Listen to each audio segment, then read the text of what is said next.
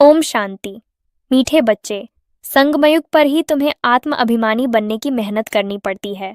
सतयुग या कलयुग में यह मेहनत होती नहीं। यह वचन आत्मा के लिए जागरण का शंख है। बाबा याद दिलाते हैं, यह समय अनमोल है। यही वह युग है जब मनुष्य से देवता बनने का राजयोग सिखाया जा रहा है। सार, बाप आकर हमें आत्म अभिमान सिखाते हैं और योग बल से विकर्म मुक्त बनाते हैं। यह वही संगम का समय है जब आत्मा को देही अभिमान से निकालकर परम धाम की ज्योति में टिकना है। बाबा कहते हैं, याद की यात्रा ही मुख्य साधना है, जिससे आत्मा पवित्र बनती है और सतो प्रधान अवस्था प्राप्त करती है। जितनी आत्मा याद में रहती है, उतनी वह देवत्व के निकट पहुंचती है। विशेष पुरुषार्थ, बुद्धि को पवित्र बनाना ही सच्चा पुरुषार्थ है। कर्म करते हुए भी माशूक शिव बाबा को याद रखो।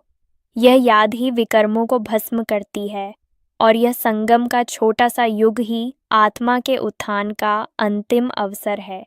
जो अभी पुरुषार्थ नहीं करते, वे ऊंचा पद नहीं पा सकते। बाबा कहते हैं, याद में रहो, कर्म करो और देवता बनो। आत्मशक्ति बढ़ाने के अमूल्य टिप्स।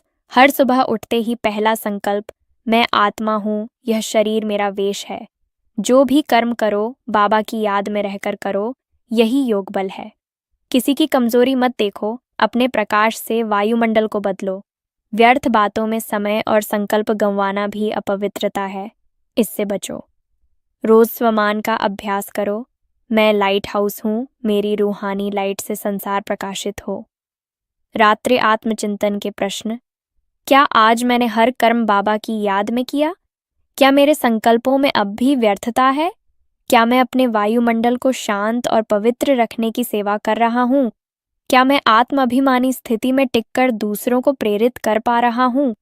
स्वमान, मैं लाइट हाउस हूँ, पवित्रता और सुख की लाइट से वातावरण बदलने वाला आत्मा। अभ्यास। कुछ क्षण नेत्र बंद कर अनुभव करो, मैं बिंदु आत्मा, मेरे चारों ओर रूहानी लाइट फैल रही है।